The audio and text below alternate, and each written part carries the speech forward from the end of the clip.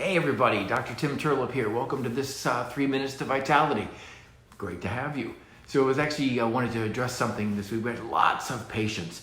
Anybody who listens to the radio, has Sirius satellite, watches television, it doesn't matter. The coronavirus is everywhere. And we have lots of people this week and last week also who are coming in with all kinds of concerns. Some people more stressed than other people.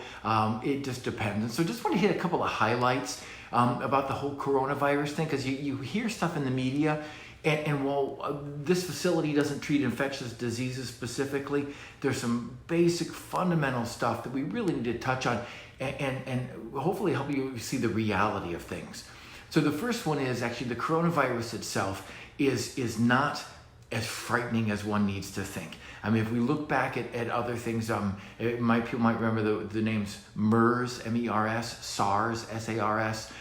There was the avian flu, there was the swine flu, there was the Zika.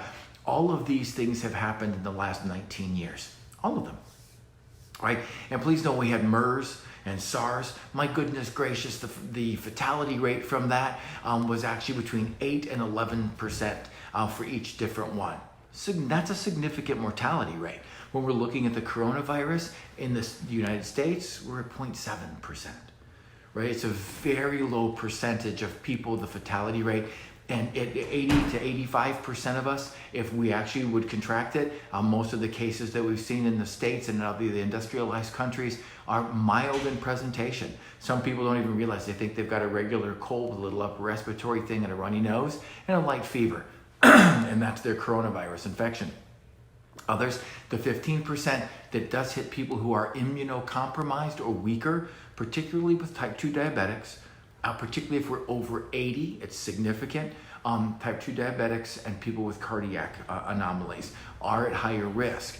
And the risk of mortality does get higher with that. So for the 85% of us, it is not anything to be overly whacked on. And what are some of the simple things that we can do? First, don't get hysterical. There's really no reason for it. This is far less problematic than other problems that we've had in the past. So it really is not something that we should be overly dramatizing. Seriously, that's the legitimate concern. If anything happens that changes that statement, I promise you I will say so.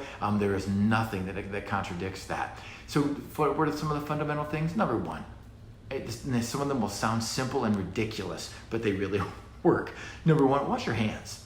And you don't need an antimicrobial soap. A regular basic soap is terrific. Any simple soap, it does not need to be antimicrobial, will do the job. And just wash your hands frequently, because that was something gets on it. You touch doorknobs, we touch money, we touch our cell phones, which we lay down on the counter. It's just wash your hands a lot. And during the process of this, right, sometimes it's hard to do, but just try not to, rub your eyes, rub your face, whatever. You don't want to do a lot of that after, I just washed my hands, by the way. Right, that we don't want to actually do that excessively.